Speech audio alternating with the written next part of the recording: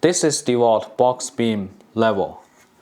This level feels very sturdy and is super thick, like this.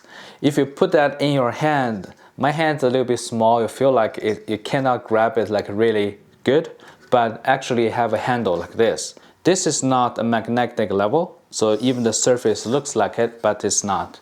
Let's check. So there's no magnetic. Let's check the bubble.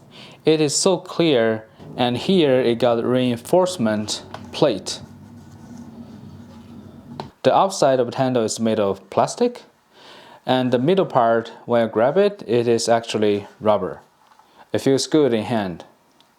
Here is 100% sealed, so you won't get any dust in there. And the end is made of rubber too. Here is rubber, so just in case you drop it, it won't damage the level. And on the back, you can check the level as well, no problems.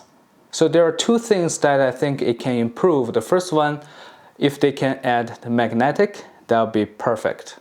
And the second one, if they can put any rulers in here, like any marks, this 24 inches, they just make some mark. It's so easy for you using the level and do some marking, but I actually don't have it.